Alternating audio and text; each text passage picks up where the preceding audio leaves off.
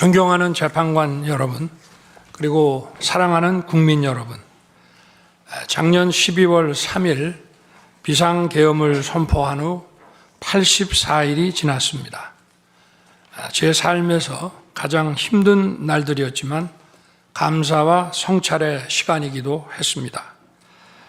저 자신을 돌아보면서 그동안 국민들께 과분한 사랑을 받아왔다는 생각이 들었습니다. 감사한 마음이 들면서도 국민께서 일하라고 맡겨주신 시간에 제 일을 하지 못하고 있는 현실이 송구스럽고 가슴 아팠습니다. 한편으로 많은 국민들께서 여전히 믿어주고 계신 모습에 무거운 책임감도 느꼈습니다. 국민 여러분께 죄송하고 감사하다는 말씀 먼저 드리고 싶습니다. 제가 비상계엄을 선포하고 몇 시간 후 해제했을 때 많은 분들께서 이해를 못하셨습니다. 지금도 어리둥절해 하시는 분들이 있을 겁니다. 계엄이라는 단어에서 연상되는 과거의 부정적 기억도 있을 것입니다. 거대 야당과 내란 공작 세력들은 이런 트라우마를 악용하여 국민을 선동하고 있습니다. 그러나 12.3 비상계엄은 과거의 계엄과는 완전히 다른 것입니다. 무력으로 국민을 억압하는 계엄이 아니라 계엄의 형식을 빌린 대국민 호소입니다. 12.3 비상계엄 선포는 이 나라가 지금 망국적 위기 상황에 처해 있음을 선언하는 것이고, 주권자인 국민들께서 상황을 직시하고 이를 극복하는 데 함께 나서달라는 절박한 호소입니다. 무엇보다 저 자신, 윤석열 개인을 위한 선택은 결코 아니었다는 사실을 분명히 말씀드립니다. 저는 이미 권력의 정점인 대통령 자리에 있습니다. 대통령에게 가장 편하고 쉬운 길은 힘든 일을 굳이 벌이지 않고 사회 여러 세력과 잘 타협하고 모든 사람들에게 듣기 좋은 말을 하면서 임기 5년을 안온하게 보내는 것입니다. 일하겠다는 욕심을 버리면 치열하게 싸울 일도 없고 어려운 선택을 할 일도 없어집니다. 저 개인의 삶만 생각한다면 정치적 반대 세력의 거센 공격을 받을 수 있는 이런 비상계엄을 선택할 이유가 전혀 없습니다. 저는 비상계엄을 결심했을 때 제게 많은 어려움이 닥칠 것을 당연히 예감했습니다. 거대 야당은 제가 독재를 하고 집권 연장을 위해 비상계엄을 했다고 주장합니다. 내란죄를 씌우려는 공작 프레임입니다. 정말 그런 생각이었다면 고작 280명의 실무장도 하지 않은 병력만 투입하도록 했겠습니까? 주말이 아닌 평일에 계엄 선포를 하고 계엄을 선포한 후에 병력을 이동시키도록 했겠습니까? 심판정 증거조사에서 드러난 사실에 의하면 그나마 계엄 해제 요구 결의 이전에 국회에 들어간 병력은 106명에 불과하고 본관에 들어간 병력은 15명입니다. 15명이 유리창을 깨고 들어간 이유도 자신들의 근무 위치가 본관인데 입구를 시민들이 막고 있어서 충돌을 피하기 위해 불 꺼진 창문을 찾아 들어간 것입니다. 또한 국회의 해제 요구 결의가 이루어진 이후에 즉시 모든 병력을 철수했습니다. 투입된 군의 병력이 워낙 소수이다 보니 국회 외곽 경비와 질서 유지는 경찰에 요청했습니다. 경찰은 인근 전장년 집회 대응 경력 300명을 국회 외곽에 보냈습니다. 부상당한 군인들은 있었지만 일반 시민들은 단 한 명의 피해도 없었습니다. 처음부터 저는 국방장관에게 이번 비상계엄의 목적이 대국민 호소용임을 분명히 밝혔습니다. 또한 국회의 계엄 해제 요구가 신속히 뒤따를 것이므로 계엄 상태가 오래가지 않을 것이라고 했습니다. 하지만 그런 내용을 사전에 군 지휘관들에게 그대로 알릴 수는 없었습니다. 그래서 최소한의 병력을 실무장하지 않은 상태로 투입함으로써 군의 임무를 경비와 질서 유지로 확실하게 제한한 것입니다. 많은 병력이 무장 상태로 투입되면 아무리 조심하고 자제하라고 해도 군중과 충돌하기 쉽습니다. 그런 일이 발생하지 않도록 원천 차단한 것이고 실제 결과도 예상대로였습니다. 제가 소수의 병력, 비무장, 경험 있는 장병 이 세 가지를 장관에게 명확히 지시한 이유입니다. 그런데도 거대 야당은 이것을 내란이라고 주장하고 있습니다. 병력 투입 시간이 불과 2시간도 안 되는데 2시간짜리 내란이라는 것이 있습니까? 방송으로 전 세계, 전 국민에게 시작한다고 알리고 국회가 그만두라 한다고 바로 병력을 철수하고 그만두는 그런 내란을 보셨습니까? 대통령이 국회를 장악하고 내란을 일으키려 했다는 주장은 어떻게든 대통령을 끌어내리기 위한 선동 공작입니다.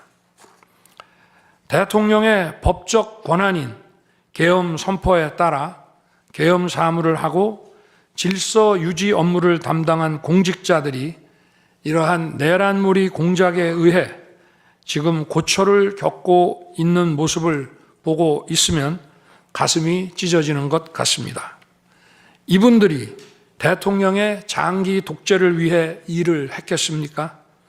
대한민국의 현실에서 이러한 장기 독재를 상상도 할 수 없다는 사실을 잘 아는 사람들이고 이미 자기 분야에서 최고의 위치에 올라 더 바랄 것도 없는 분들입니다. 이분들은 대통령의 법적 권한 행사에 따라 맡은 바 직무를 수행한 것뿐입니다. 헌법재판관 여러분, 그리고 국민 여러분, 대통령의 자리에서 많은 정보를 가지고 국정을 살피다 보면 남들에게는 보이지 않는 것들, 겉으로는 잘 드러나지 않는 문제점들이 많이 보이게 됩니다. 당장은 괜찮아 보여도 얼마 뒤면 큰 위기로 닥칠 일들이 대통령의 시야에는 바로 들어옵니다. 서서히 끓는 솥 안의 개구리처럼 눈앞의 현실을 깨닫지 못한 채 벼랑 끝으로 가고 있는 이 나라의 현실이 보였습니다. 언제 위기가 아닌 때가 있었냐고 하는 분도 있을 겁니다. 그렇지만 그동안의 위기가 돌발 현안 수준이었다면 지금은 국가 존립의 위기, 총체적 시스템의 위기라는 점에서 차원이 완전히 다릅니다. 미국 트럼프 대통령은 취임 첫날 국가 비상사태를 선포하고 군을 투입했습니다. 미국이 국가 비상사태인가에 대한 판단은 다를 수 있습니다. 하지만 불법 체류자와 마약 카르텔 등 당면한 위기에 맞서 국민들을 지키기 위한 대통령의 결단임은 분명해 보입니다. 그렇다면 지금 우리나라의 현실은 어떻습니까? 국가 비상사태가 아니라고 단언할 수 있습니까? 북한을 비롯한 외부 주권 침탈 세력들과 우리 사회 내부의 반국가 세력이 연계하여 국가 안보와 계속성을 심각하게 위협하고 있습니다. 이들은 가짜 뉴스, 여론 조작, 선전 선동으로 우리 사회를 갈등과 혼란으로 몰아넣고 있습니다. 당장 2023년 적발된 민주노총 간첩단 사건만 봐도 반국가 세력의 실체를 쉽게 확인할 수 있습니다. 이들은 북한 공작원과 접선하여 직접 지령을 받고 군사시설 정보 등을 북한에 넘겼습니다. 북의 지령에 따라 총파업하고 미국 대통령 방한 반대, 한미연합훈련 반대, 이태원 참사 반정부 시위 활동 등을 펼쳤습니다. 심지어 북한의 지시에 따라 총선과 대선에 개입한 정황도 드러났습니다. 지난 대선 직후에는 대통령 탄핵의 불씨를 지필하면서 구체적인 행동 지령까지 내려왔습니다. 실제로 대통령 당선인이 취임하기도 전인 2022년 3월 26일 윤석열 선제 탄핵 집회가 열렸고, 그때부터 2024년 12월 초까지 무려 178회의 대통령 퇴진 탄핵 집회가 열렸습니다. 이 집회에는 민노총 산하 건설 노조, 언론 노조 등이 참여했고 거대 야당 의원들도 발언대에 올랐습니다. 결국 북한의 지령대로 된 것 아닙니까? 요즘 세상에 간첩이 어디 있냐고 말하는 분들도 있습니다. 하지만 간첩은 없어진 것이 아니라 대한민국의 자유민주주의를 무너뜨리는 체제 전복 활동으로 더욱 진화한 것입니다. 그런데 이러한 간첩 활동을 막는 우리 사회의 방어막은 오히려 약해지고 곳곳에 구멍이 난 상태입니다. 지난 민주당 정권의 입법 강행으로 2024년 1월부터 국정원의 대공수사권이 박탈됐습니다. 간첩단 사건은 노하우가 축적된 기관에서 장기간 치밀하게 수사를 해야 합니다. 그런데 제대로 준비할 시간도 없이 전문성과 경험이 부족한 경찰에 대공수사권이 넘어가 버렸습니다. 간첩이 활개치는 환경이 만들어진 것입니다. 게다가 애써 잡아도 재판이 장기간 방치되는 상황까지 발생하고 있습니다. 현재 재판이 진행 중인 간첩 사건이 민노총 간첩단, 창원 간첩단, 청주 간첩단, 제주 간첩단 등 4건이나 됩니다. 그런데 청주 간첩단 사건은 1심 판결까지 29개월이 넘게 걸렸고, 민노총 간첩단 사건도 1심 판결에 1년 6개월이 걸렸습니다. 이들은 구속기간 만료 후 석방되어 1심 판결로 법정 구속이 될 때까지 버젓이 활보하고 다녔습니다. 현재 창원 간첩단 사건은 2년 가까이 재판이 중단되어 있고, 제주 간첩단 사건도 1년 10개월째 재판이 파행 중입니다. 모두 석방된 상태입니다. 간첩을 잡지도 못하고 잡아도 제대로 처벌도 못하는데 이런 상황이 과연 정상입니까? 그런데도 거대 야당은 민노총을 옹호하기 바쁘고 국정원 대공수사권 박탈에 이어 국가보안법 폐지까지 주장하고 있습니다. 경찰의 대공수사에 쓰이는 특활비마저 전액 삭감해서 영원으로 만들었습니다. 한마디로 간첩을 잡지 말라는 것입니다. 작년에는 중국인들이 드론을 띄워 우리 군사기지, 국정원, 국제공항과 국내 미군 군사시설을 촬영하다 연이어 적발되었습니다. 이들을 간첩죄로 처벌하기 위해서는 법률을 개정해야 하는데 거대 야당이 완강히 거부하고 있습니다. 국가 핵심 기술을 유출하는 산업 스파이도 최근 급증하고 있습니다. 반도체, 디스플레이 등 기술 유출 피해가 수십조 원에 달하는데 그 3분의 2가 중국으로 유출됩니다. 중국은 사진 한 장만 잘못 찍어도 우리 국민을 마음대로 구금하는 강력한 반간첩법을 시행하고 있는데 거대 야당은 산업 스파이를 막기 위한 간첩죄 법률 개정조차 가로막고 있습니다. 또한 거대 야당은 방산 물자를 수출할 때 국회 동의를 받도록 하는 방위사업법 개정안을 당론으로 추진하고 있습니다. 방산 비밀 자료를 국회에 제출해야 하고 거대 야당이 반대하면 방산 물자도 수출할 수 없게 됩니다.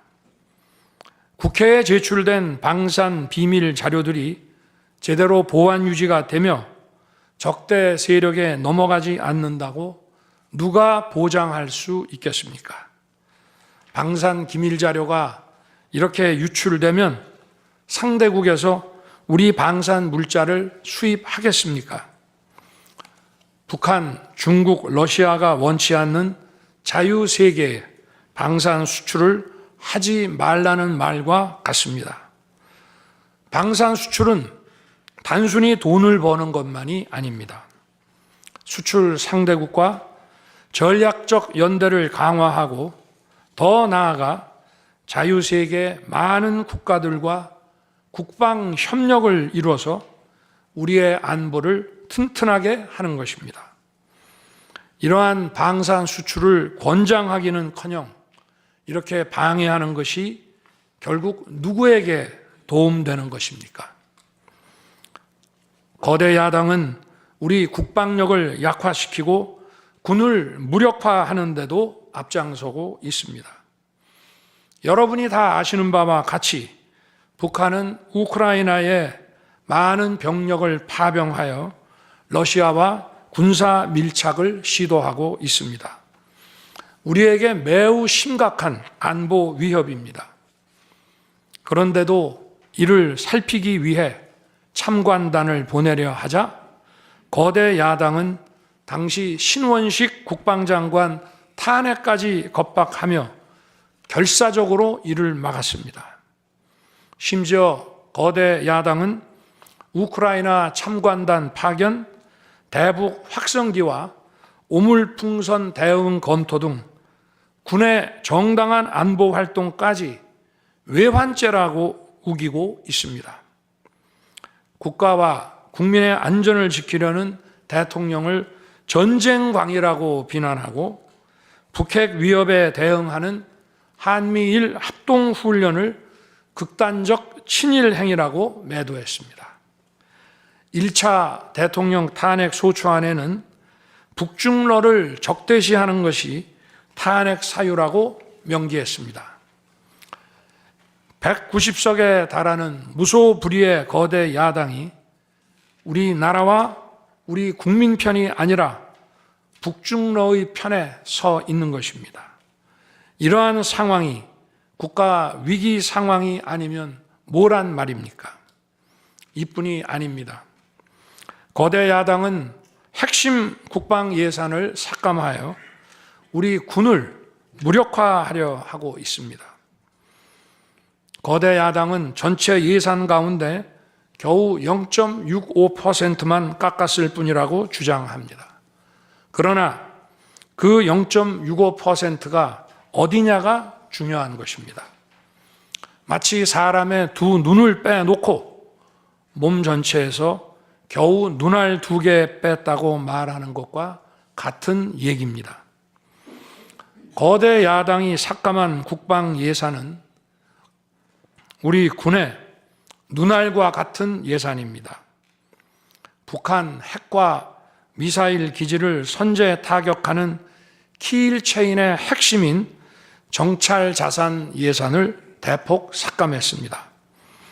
핵심 전력인 지휘정찰 사업 예산을 2024년 대비 4,852억 원 감액했고, 전술 데이터링크 시스템 성능 개량 사업은 무려 78%를 삭감했습니다. 우리 국민을 향해 날아오는 미사일을 요격하는 KAMD, 즉 한국형 미사일 방어 체계 구축도 예산 삭감으로 개발이 중단될 위기입니다.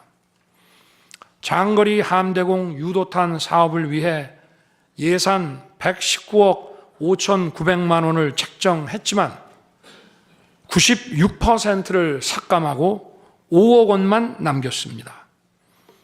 정밀 유도포탄 연구 개발 사업은 84%를 삭감했습니다. 아무리 주먹이 세도 앞이 보이지 않으면 싸울 수 없듯이 감시 정찰 자산이 없으면 아무리 좋은 무기도 무용지물입니다. 게다가 최근 북한의 드론 공격이 큰 위협으로 대두되고 있습니다. 드론 방어 예산 100억 원 가운데 무려 99억 5,400만 원을 깎아서 사업을 아예 중단시켜버렸습니다. 도대체 누구의 지시를 받아서 이렇게 핵심 예산만 딱딱 골라 삭감했는지 저도 궁금할 지경입니다. 게다가 지난 민주당 정권은 국군 방첩사령부의 수사 요원을 2분의 1가량 대폭 감축하여 군과 방산에 대한 정보 활동과 방첩 활동에 심각한 타격을 주었습니다. 또 과거 간첩 사건과 연루된 인물을 국정원의 주요 핵심 간부로 발령내서 국정원이 방첩기관인지 정보 유출기관인지 모를 조직으로 방치하기도 했습니다. 지난 정부 시절 이런 일을 주도한 인물들이 여전히 거대 야당의 핵심 세력으로서 우리의 안보를 흔들고 있습니다. 우리 정부 들어 국가정보원이 국가안보의 중추기관으로 거듭날 수 있도록 노력하였고 국군 방첩사의 역량 보강을 위해 힘썼습니다마는 아직 문제의 뿌리를 제대로 다 드러내지 못했습니다. 부수고 깨뜨리기는 쉬워도 세우고 만들기는 어렵고 시간이 많이 걸리기 때문입니다.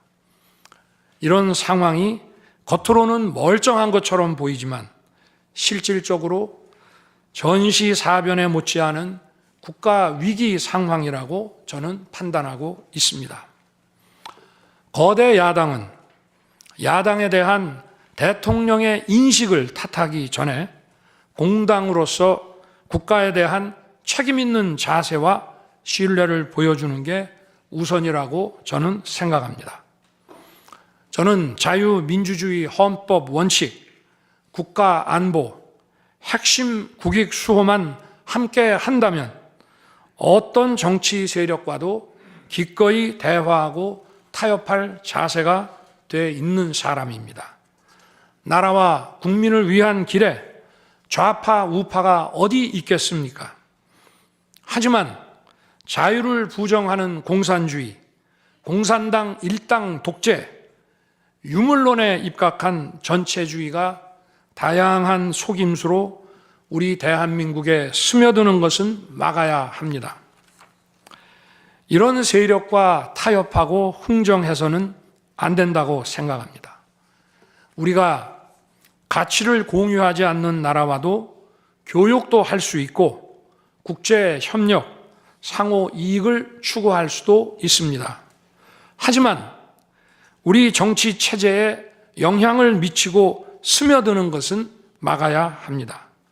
그것이 국방 안보만큼 중요한 정치 안보입니다. 바로 우리의 자유민주주의를 지키는 길입니다. 자유민주주의 국가의 공당이라면 이런 세력을 옹호하고 이런 세력과 손잡는 일은 절대 해서는 안 되는 것입니다. 재판관 여러분, 그리고 국민 여러분, 거대 야당은 제가 취임하기도 전부터 대통령 선제 탄핵을 주장했고 줄탄핵, 입법 폭주, 예산 폭거로 정부의 기능을 마비시켜 왔습니다. 거대 야당은 이러한 폭주까지도 국회의 정당한 권한 행사라고 강변합니다. 그러나 국회의 헌법적 권한은 국민을 위해 쓰라고 부여된 것입니다. 자신들의 정치적 목적을 위해 정부 기능을 마비시키는데 그 권한을 악용한다면 이는 헌정 질서를 붕괴시키는 국헌문란의 다름 아닙니다. 또한 거대 야당은 제가 비상계엄으로 국회의 권능을 마비시키려 했다며 내란몰이를 계속하고 있습니다. 하지만 거대 야당은 제가 대통령에 취임한 이후, 아니 취임하기도 전부터 지금까지 지속적으로 끈질기게 정부의 권능을 마비시켜 왔습니다. 마치 정부를 마비시키는 것이 유일한 목표인 것처럼 국회의 권한을 마구마구 휘둘러 왔습니다. 국회의원과 직원들의 출입도 막지 않았고 국회 의결도 전혀 방해받지 않은 2시간 반짜리 비상계엄과 정부 출범 이후 2년 반 동안 줄탄핵, 입법 예산 폭거로 정부를 마비시켜온 거대 야당 가운데 어느 쪽이 상대의 권능을 마비시키고 침해한 것입니까? 거대 야당은 국무위원들은 물론이고 방통위원장, 검사, 감사원장에 이르기까지 탄핵하고 또 탄핵했습니다. 탄핵 사유가 되는지 여부는 전혀 중요하지 않았습니다. 심지어 거대 야당 대표를 노려봤다고 장관을 탄핵하기도 했습니다. 일단 탄핵해서 직무를 정지시켜 놓고 정작 헌재 탄핵 심판에서는 탄핵 사유를 마음대로 변경하는 황당한 일도 반복해 왔습니다. 얼마 전 중앙지검장 등 검사들에 대한 탄핵 심판을 재판관 여러분께서 직접 진행하시지 않았습니까? 기자회견장에서 거짓말을 했다는데 실제로는 그 기자회견장에 나오지도 않았고 국정감사에서 허위 증언을 했다는데 정작 국정감사에 출석하지도 않았습니다. 기본적인 탄핵 사유조차 틀렸는데도 일단 직무부터 정지시키고 보는 것입니다. 이것이 과연 정상적인 일입니까? 거대 야당의 공직자 줄 탄핵은 정부 기능을 마비시키는 차원을 넘어 헌정 질서 붕괴로 치닫고 있습니다. 이태원 참사가 발생하자 거대 야당은 연일 진상규명을 외치면서 참사를 정쟁에 이용했습니다. 급기야 행정안전부 장관을 탄핵했습니다. 당시 북한이 민노총 간첩단에게 보낸 지령문에 이런 내용이 있습니다. 이번 특대형 참사를 계기로 사회 내부에 세월호 참사 진상규명 투쟁과 같은 정세 국면을 조성하는 데 중점을 두고 각계각층의 분노를 최대한 분출시켜라. 거대 야당이 북한 지령을 받은 감첩단과 사실상 똑같은 일을 벌인 것입니다. 이야말로 사회의 갈등과 혼란을 키우는 선동 탄핵이라 할 것입니다. 거대 야당은 자신들의 당대표를 수사하는 검사들도 줄줄이 탄핵하고 서울중앙지검장까지 탄핵했습니다. 검사 탄핵은 그 자체로도 수사 방해이지만 검사 탄핵을 지켜보는 판사들에 대한 겁박이 되기 마련입니다. 야당 대표에 대한 검찰 수사를 막고 야당 대표의 범죄를 심판할 판사들까지 압박하기 위한 방탄 탄핵인 것입니다. 급기야 거대 야당은 지난 정부의 이적 행위를 감사하던 감사원장까지 탄핵했습니다. 거대 야당은 감사원장 탄핵 소추안에 사드 정식 배치 고의 지연 의혹 감사를 탄핵 사유로 포함시켰습니다. 이 사건은 지난 민주당 정부의 안보라인 고위직 인사 4명이 주한 중국 대사관 무관에게 사드 배치 작전명, 작전 일시, 작전 내용 등 국가 기밀 정보를 넘겨준 간첩 사건입니다. 감사원은 이를 적발하고 검찰에 수사 의뢰하는 등 감사 조치를 진행하였는데 이것이 탄핵 사유라는 것입니다. 자신들의 간첩 행위를 무마하기 위한 이적 탄핵이 아닐 수 없습니다. 헌법기관인 감사원장에 대한 무차별 탄핵은 그 자체로도 심각한 헌법 파괴 행위이지만 이적 행위까지 탄핵으로 덮는 것을 보며 이야말로 자유민주주의를 무너뜨리는 망국적 위기 상황이라고 판단한 것입니다.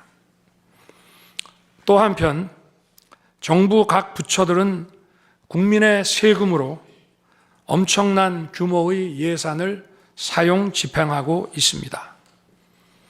수많은 산하 기관도 거느리고 있습니다. 그런데 이런 부처의 수장들을 탄핵 소추로 직무정지시켜 그 부처의 기능을 마비시키거나 심각하게 저해한다면 기회 비용과 재정적 측면에서도 국가와 국민에 얼마나 막대한 경제적 피해를 입히는 것이 되겠습니까? 거대 야당은 공직자를 무차별 탄핵 소추하고 소추인단 변호사 비용도 국민 세금으로 사용하고 있습니다. 그렇지만 억울하게 탄핵 소추된 공직자들은 직무가 정지된 상황에서 자기 개인 자금으로 변호사 비용까지 조달해야 합니다. 정부 공직자들은 거대 야당의 이러한 폭거에 한없이 위축될 수밖에 없습니다. 이처럼 거대 야당은 선동 탄핵, 방탄 탄핵, 이적 탄핵으로 대한민국을 무너뜨리고 있습니다.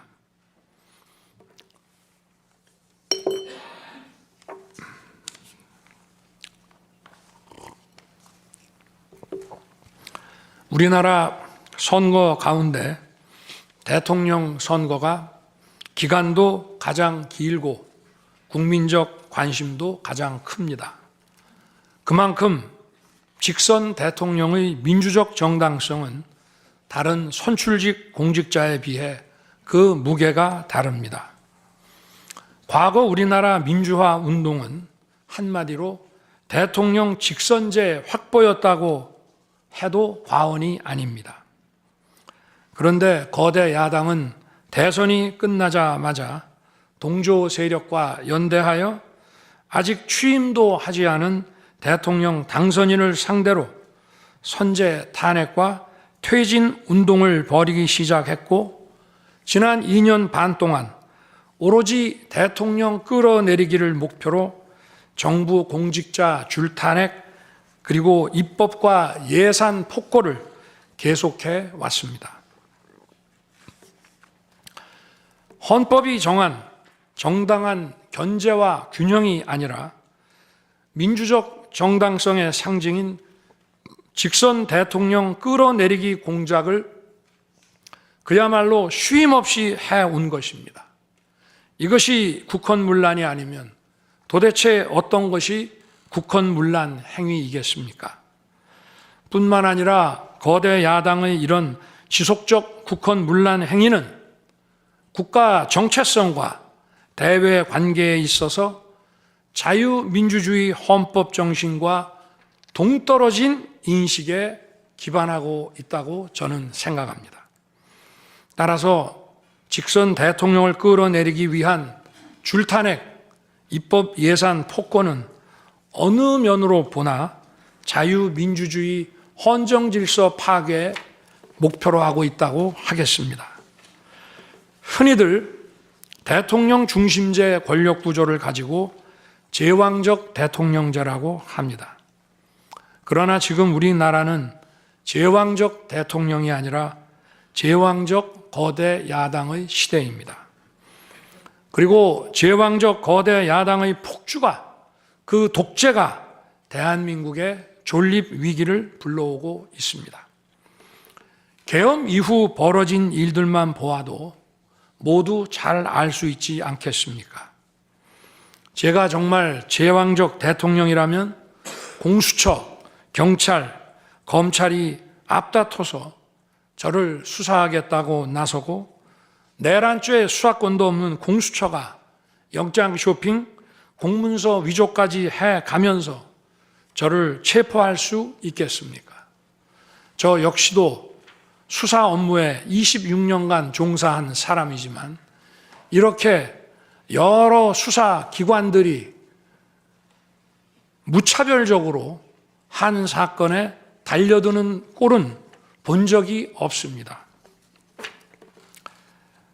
비상계엄에 투입된 군 병력이 총 570명에 불과한데 불법적으로 대통령 한 사람 체포하겠다고 대통령 관저에 3, 4천 명이 넘는 경찰력을 동원했습니다.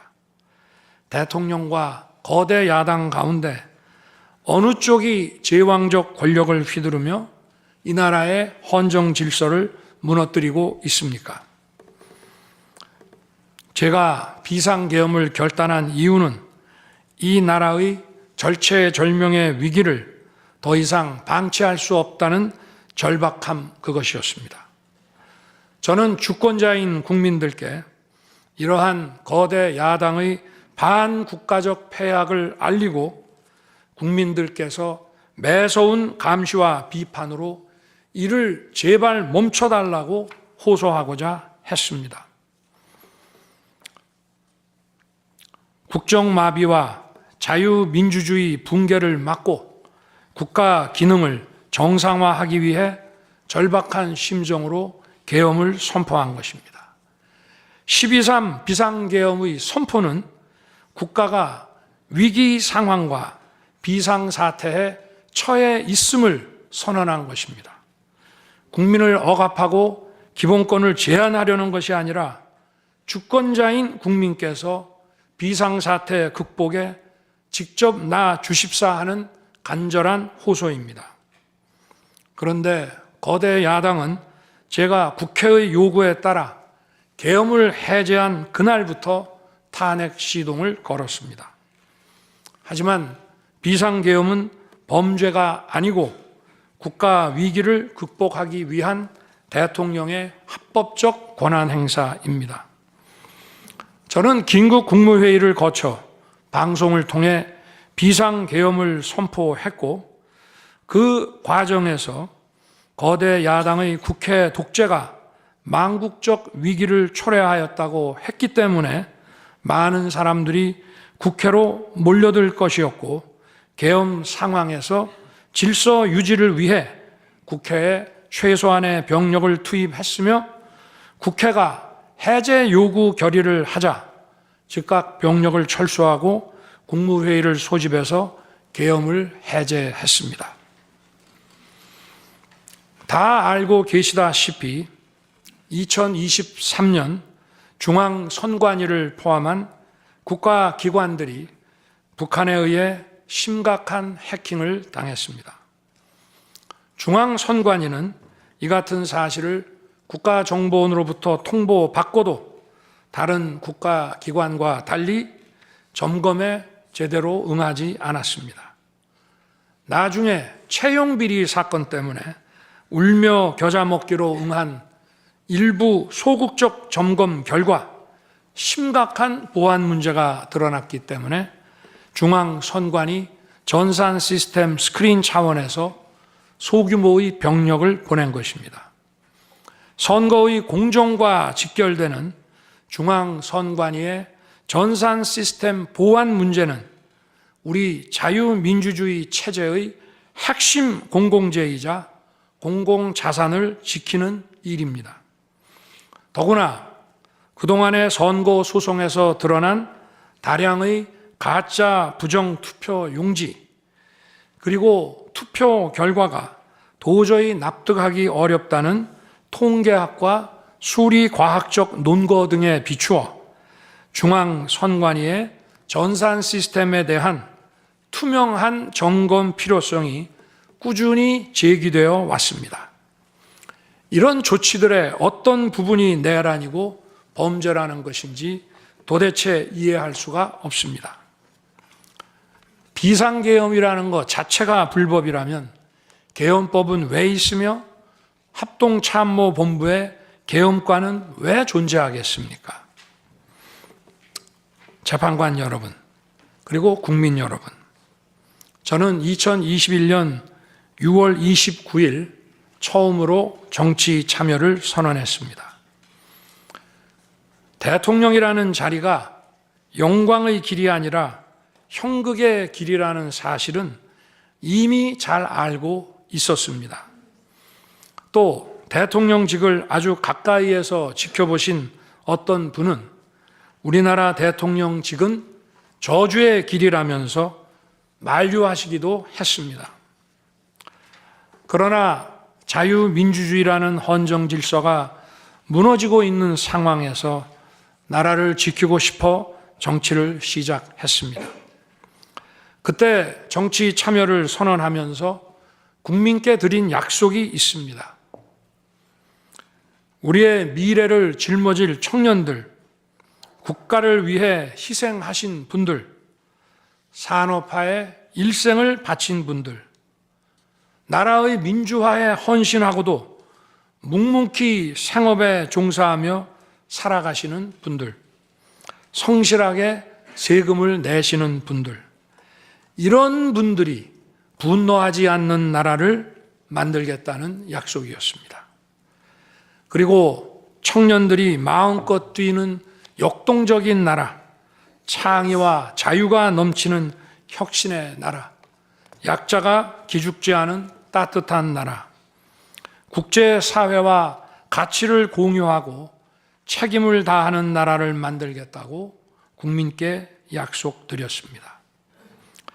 거대 의석과 이권 카르텔이 나라의 주인 노릇을 하는데 맞서 국민들에게 빼앗긴 주권을 되찾아 드리겠다고 약속했습니다. 그날 이후 지금까지 단 한순간도 이 약속을 잊은 적이 없습니다. 국민의 선택을 받아 대통령이 된 후 이 약속을 지키기 위해 쉼없이 노력하고 또 노력했습니다. 무엇 하나 쉬운 일이 없었습니다. 글로벌 복합 위기로 인한 대외 환경의 어려움이 계속됐습니다. 지난 민주당 정부의 잘못된 소주성 정책과 부동산 정책은 우리 경제와 민생의 문제를 풀어가는데 계속 발목을 잡았습니다. 하지만 어떤 문제라도 노력하면 풀어낼 수 있다고 믿었고 실제로 우리 기업, 우리 국민과 함께 뛰면서 하나하나 문제를 해결할 수 있었습니다. 기쁘고 보람 있는 일도 많았고 부족하고 아쉬운 일도 있었습니다. 무엇보다 국가 안보와 국민 안전을 지키는 제복 입은 공직자에 대한 처우 개선 추진이 보람된 일이었습니다. 지난 민주당 정권은 반일 선동에만 열을 올렸지만 우리 정부에서는 1인당 GDP가 일본을 앞질렀고 우리 인구의 2배 반이 넘는 경제 강국 일본과 수출액 차이가 작년에는 불과 수십억 불 규모로 좁혀졌습니다. 20년 전에 비해 100분의 1, 지난 민주당 정부에 비해 수십분의 1로 줄어든 것입니다. 또 작년에 30번이나 열었던 전국 순회 민생 토론의 기억이 많이 납니다. 국민의 어려움을 직접 듣고 많은 일을 현장에서 해결해 드리면서 국민과 같이 웃기도 했고 같이 울기도 했습니다. 수도권, 영남, 호남, 충청, 강원, 제주까지 전국 모든 지역을 다니면서 지역 발전 방안을 함께 고민했습니다. 우리 국민들께서 전국 어디에 사시든 공정한 기회를 누리며 행복하게 살 수 있도록 만들어서 진정한 국민 통합을 이루고 싶었습니다.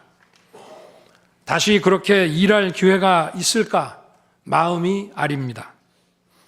1박 4일의 살인적 일정으로 미국에 가서 한미일 캠프 데이비드 선언을 발표했을 때는 보람이 컸고 정말 마음이 든든했습니다. 방산 수출에 물꼬를 트고 팀 코리아가 체코 원전 건설 사업의 우선 협상 대상자로 선정됐을 때에는 어린아이같이 기뻤습니다. 아쉬웠던 순간도 떠오릅니다. 기업과 국민들에게 꼭 필요한 법안들은 하염없이 뒤로 밀어놓고 거부권을 행사할 수밖에 없는 위헌적 법안, 핵심 국익에 반하는 법안들이 야당 단독으로 국회에서 일사천리 통과될 때에는 답답했습니다. 국방, 치안, 민생을 위해 꼭 필요한 아킬레스건 예산들이 삭감됐을 때에는 막막했습니다. 지금 저는 잠시 멈춰서 있지만 많은 국민들, 특히 우리 청년들이 지금 대한민국이 처한 상황을 직시하고 스스로 주권을 되찾고 나라를 지키기 위해 나서고 있습니다. 비상계엄의 목적이 망국적 위기 상황을 알리고 헌법 제정 권력인 주권자들께서 나서 주시기를 호소하는 것이었는데 이것만으로도 비상계엄의 목적이 상당 부분 이루어졌다고 생각하게 됩니다. 저의 진심을 이해해 주시는 우리 국민과 청년들에게 진심으로 감사 말씀을 드리고 싶습니다. 제가 직무에 복귀하게 되면 나중에 또다시 계엄을 선포할 것이라는 터무니없는 얘기도 있습니다. 계엄의 형식을 빌린 대국민 호소로 이미 많은 국민과 청년들께서 나라의 상황을 직시하고 나라 지키기에 나서고 계신데 그런 일을 또 할 이유가 있겠습니까? 결코 그런 일은 없을 것입니다.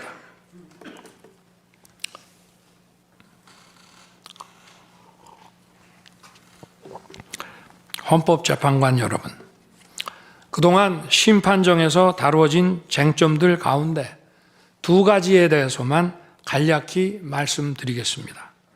세세한 사실관계를 언급하기보다 상식선에서 간단히 말씀드리겠습니다. 우선 제가 국회의원을 체포하거나 본회의장에서 끌어내라고 했다는 것입니다. 정말 터무니없는 얘기입니다. 상식적으로 이렇게 해서 도대체 뭘 어떻게 하겠습니까? 의원들을 체포하고 끌어내서 계엄 해제를 늦추거나 막는다 한들 방송으로 온 국민과 전 세계가 지켜보고 있는데 그 다음에 뭘 어떻게 하겠습니까?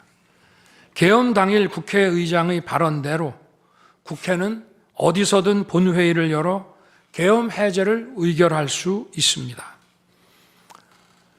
영화나 소설에 나오기도 하지만 현실적으로 이런 일을 하려면 군으로 국가를 완전히 장악하는 계획과 정치 프로그램을 미리 가지고 있어야 합니다. 그런데 실제 상황이 어땠습니까?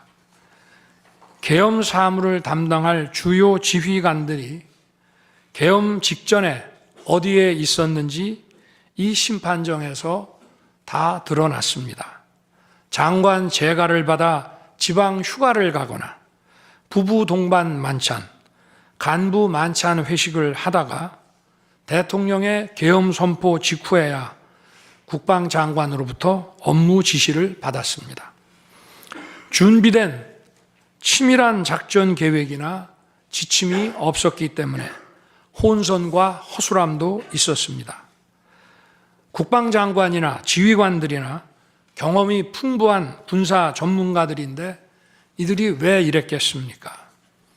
12.3 계엄 선포는 계엄의 형식을 빌린 대국민 호소이고 과거 계엄과는 다른 것이었기 때문입니다.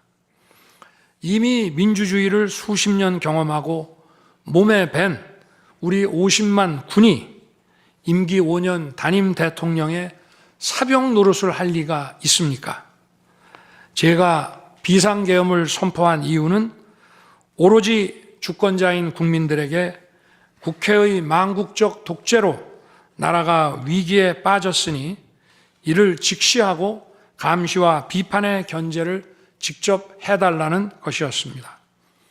공화국의 대의제 위기에 헌법 제정 권력인 주권자가 직접 나서야 한다는 호소였습니다. 의원을 체포하거나 끌어내라고 했다는 주장은 국회에 280명의 질서유지 병력만 계비간 상태에서 앞뒤가 맞지 않는 얘기입니다. 국회가 비어있는 주말도 아니고 회기 중인 평일에 이런 병력으로 터무니없는 얘기입니다. 의원만 300명이고 직원들과 보좌진을 합치면 몇천 명이 넘습니다. TV 생중계를 보더라도 계엄 선포 후 얼마 지나지 않아 이미 국회 마당과 본관에는 수천 명의 국회 관계자와 민간인들이 들어왔습니다. 실제로 계엄 선포 후 1시간 30분이 지나서야 질서유지 군 병력이 도착했고 경내에 진입한 병력이 106명, 그 중에서 본관에 들어간 병력이 겨우 15명인데 이런 극소수 병력을 가지고 국회의원을 체포하고 끌어낸다는 것이 말이 되겠습니까? 게다가 의결 정족수가 차지 않았으니 본회의장에 들어가서 의원들을 끌어내라고 했다는데 의결 정족수가 차지 않았으면 더 못 들어가게 막아야지 끌어낸다는 것도 상식에 맞지 않는 얘기입니다. 본관에 진입한 군인들은 본회의장이 어디에 있는지도 몰랐다고 합니다. 무엇 하나 말이 되지 않습니다. 단 한 사람도 끌려 나오거나 체포된 일이 없었으며 군인이 민간인들에게 폭행당한 일은 있어도 민간인을 폭행하거나 위해를 가한 일은 한 건도 없었습니다. 실제로 일어나지도 않았고 일어날 수도 없는 불가능한 일에 대해 이런 주장을 하는 것은 지난번에도 말씀드렸지만 그야말로 호수 위에 비친 달빛을 건져내려는 것과 같은 허황된 것입니다. 거대 야당은 대통령의 헌법상 권한에 기해 선포된 계엄을 불법 내란으로 둔갑시켜 탄핵 소추를 성공시켰습니다.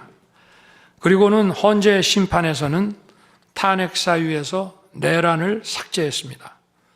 그야말로 초유의 사기 탄핵이 아닐 수 없습니다. 내란이냐 아니냐는 긴 시간의 복잡한 심리를 통해 가려지는 게 아닙니다.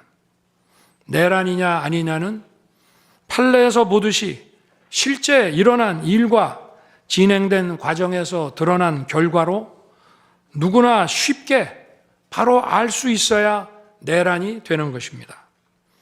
거대 야당과 소추단이 헌재 심판 대상에서 내란을 삭제한 이유는 심판의 심리 시간을 단축시키려는 것이 아니라 내란의 실체가 없기 때문입니다. 더구나 12.3 계엄은 발령부터 해제까지 역사상 가장 빨리 종결된 계엄입니다. 그러다 보니 계엄사령부 조직도 구성되지 못했고 예하 수사본부 조직도 전혀 만들어지지 못한 채 그냥 계엄이 종료됐습니다. 비상계엄 국무회의에 대해 간단히 말씀드리겠습니다. 계엄 당일 국무회의는 국무회의로 보기 어렵다는 주장이 있습니다. 그런데 국무회의를 할 것이 아니었다면 도대체 12월 3일 밤에 국무위원들이 대통령실에 온 이유를 오히려 제가 묻고 싶습니다. 국무회의가 아니라 간담회 정도였다는 주장도 있습니다만 그날이 간담회를 할 상황은 아닙니다. 간담회는 의사 정족수도 없는데 국무회의 의사 정족수가 찰 때까지 왜 기다렸겠습니까? 당일 저녁 8시 반부터 국무위원들이 차례로 오기 시작했고 저는 비상계엄에 대해 설명하고 국방장관은 계엄의 개요가 기재된 비상계엄 선포문을 나눠줬습니다. 국무위원들은 경제적, 외교적으로 어려움이 있다고 우려했고 저는 대통령으로서 각 부처를 관장하는 국무위원들의 생각과 다른 생각을 가지고 있으며 국가가 비상 상황이고 비상한 조치가 필요함을 설명했습니다. 그리고 각 부처 장관의 우려사항, 예를 들어 경제부총리의 금융시장 혼란 우려와 외교장관의 우방국 관계 우려는 제가 걱정하지 말라고 했습니다. 국무위원들이 과거의 계엄을 연상하고 있는 상황에서 저는 그냥 걱정하지 말라고 할 수밖에 없었습니다. 의사 정족수 충족 이후 국무회의 시간은 5분이었지만 그 이전에 충분히 논의를 한 것입니다. 다음 날 새벽 해제 국무회의는 소요 시간이 단 1분이었습니다. 실제 정례 주례 국무회의 경우에도 모두와 마무리 발언 등을 하고 많은 안건을 다루기 때문에 1시간가량 걸리지만 개별 안건의 심의 시간은 극히 짧습니다. 또한 비상계엄을 위한 국무회의를 정례 주례 국무회의처럼 하기는 어렵습니다. 보안 유지가 중요하고 그렇게 해야 혼란도 줄이고 질서 유지 병력도 최소화할 수 있기 때문입니다.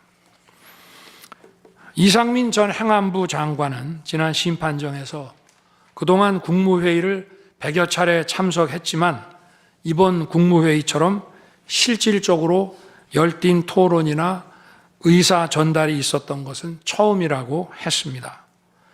국무회의 배석을 위해 비서실장과 안보실장도 통상처럼 대통령실로 나오도록 했고 국가 안보의 문제이기도 해서 국정원장도 참석시켰습니다. 1993년 8월 13일 김영삼 대통령께서 긴급 재정경제 명령으로 금융실명제를 발표했을 때도 국무위원들은 소집 직전까지 발표한다는 사실 자체를 몰랐고 국무회의록도 사후에 작성됐습니다. 그때 상황은 이인재 당시 노동부 장관께서 이미 공개적으로 설명한 바 있습니다.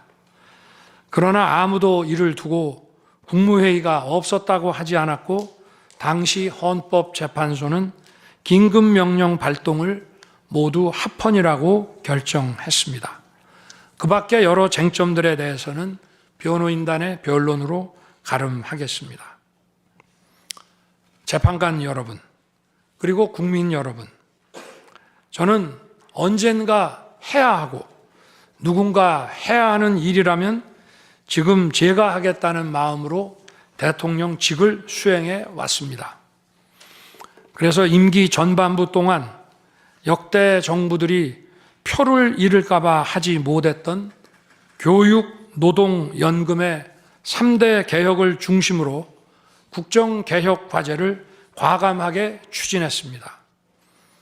30년 동안 지지부진했던 유보 통합의 첫걸음을 떼었고 늘봄 학교와 융복합 고등교육, 그리고 지역 산업과의 연계 강화를 위한 과감한 권한 이전 등 교육개혁의 기틀을 마련했습니다. 노사 법치의 틀을 새롭게 세우고 4차 산업혁명 시대에 적응하기 위한 노동 유연화와 노동 보호의 개혁 물꼬도 텄습니다. 국가적 난제였던 연금 개혁도 역대 정부 최초로 방대한 수리 분석과 신층 여론조사를 진행하였고 수용성이 높은 방안을 만들어 국회에 제출했습니다. 대통령 임기 초반에는 국민과 유권자에게 선거 때 약속한 공약과 국정과제의 실천, 또 민생에 영향이 큰 사회개혁의 추진이 우선이기 때문에 이러한 스케줄에 맞춰 일해 온 것입니다. 어느 정권이나 임기 초기에는 선거 공약과 국정과제 이행이 우선이므로 정치 개혁에는 신경 쓸 여력이 없습니다. 그러다가 전직 대통령들의 5년 임기가 금방 다 지나갔고 변화된 시대에 맞지 않는 87 체제가 여전히 유지되고 있습니다. 정치가 국민을 불편하게 만들고 나라의 발전을 가로막고 있습니다. 또 국가의 미래를 결정하는 일에 미래의 주역인 청년들이 참여할 수 있도록 정치와 행정의 문턱이 더 낮춰져야 합니다. 제가 직무에 복귀하게 된다면 먼저 87 체제를 우리 몸에 맞추고 미래 세대에게 제대로 된 나라를 물려주기 위한 개헌과 정치개혁의 추진에 후반부를 집중하려고 합니다. 저는 이미 대통령직을 시작할 때부터 임기 중반 이후에는 개헌과 선거제 등 정치개혁을 추진하겠다는 계획을 가지고 있었습니다. 현직 대통령의 희생과 결단 없이는 개헌과 정치개혁을 할 수 없습니다.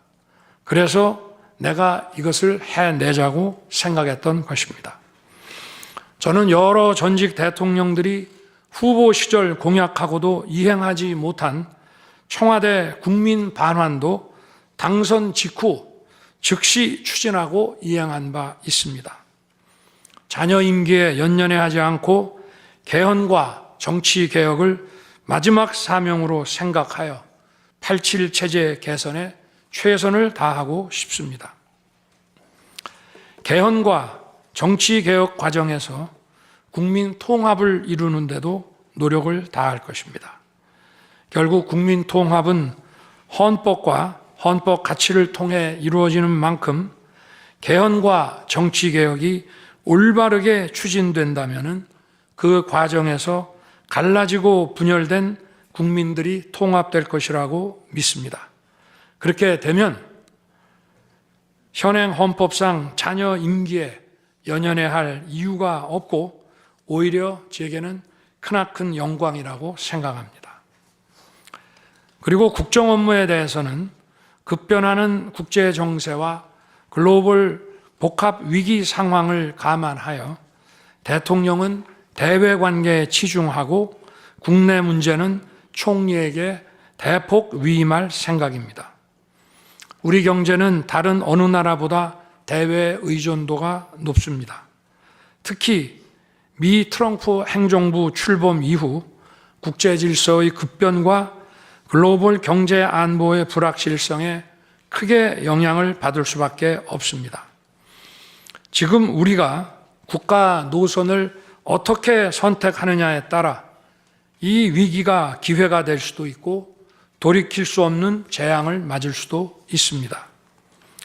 글로벌 중추 외교 기조로 역대 가장 강력한 한미 동맹을 구축하고 한미일 협력을 이끌어낸 경험으로 대외 관계에서 국익을 지키는 일에 매진하고 싶습니다. 임기 전반기에도 지방시다위원회와 국민통합위원회를 통해 지역별, 세대별, 계층별 통합을 위해 노력해 왔지만 앞으로도 국민을 하나로 묶고 국가 전체 시너지를 올리는 국민 통합에 더욱 노력할 것입니다. 존경하는 헌법재판관 여러분, 먼저 촉박한 일정의 탄핵 심판이었지만 충실한 심리에 애써주신 재판관님들께 깊이 감사드립니다. 이번 심리는 내란 탄핵으로 소추한 후 심판 대상에서 내란을 삭제한 소추단 측이 제시한 쟁점 위주로 이루어지게 됐습니다. 그러다 보니 제가 12.3 비상계엄을 선포한 이유와 그 불가피성에 대해서는 충분히 설명드릴 기회가 부족했다고 생각합니다. 서면으로 성실하게 관련 자료를 제출하였으니 대통령으로서 고뇌의 결단을 한 이유를 깊이 생각해 주시기 바랍니다. 또 많은 국가 기밀 정보를 다루는 대통령으로서 재판관님들께 모두 설명드릴 수 없는 부분에까지 재판관님들의 지혜와 해안이 미칠 것이라 믿습니다. 다시 한번 재판관님들의 노고에 감사드립니다. 그리고 사랑하는 대한민국 국민 여러분, 국가와 국민을 위한 계엄이었지만 그 과정에서 소중한 국민 여러분께 혼란과 불편을 끼쳐드린 점 진심으로 죄송스럽게 생각합니다. 저의 구속 과정에서 벌어진 일들로 어려운 상황에 처한 청년들도 있습니다. 옳고 그름에 앞서서 너무나 마음이 아프고 미안합니다. 정말 미안한 생각을 가지고 있습니다. 저는 대통령에 출마할 때 나라를 위해 목숨을 바치겠다고 결심했습니다. 지난 12.3 계엄과 탄핵소추 이후 엄동설안에 저를 지키겠다고 거리로 나선 국민들을 보았습니다. 저를 비판하고 질책하는 국민들의 목소리도 들었습니다. 서로 다른 주장을 하고 있지만 모두 대한민국을 사랑하는 마음이라고 생각합니다. 부족한 저를 지금까지 믿어주시고 응원을 보내주고 계신 국민 여러분께 진심으로 감사드립니다. 저의 잘못을 꾸짖는 국민의 질책도 가슴에 깊이 새기겠습니다. 그리고 이 모든 과정이 새로운 대한민국으로 도약하는 디딤돌이 될 수 있도록 최선을 다하겠습니다. 감사합니다.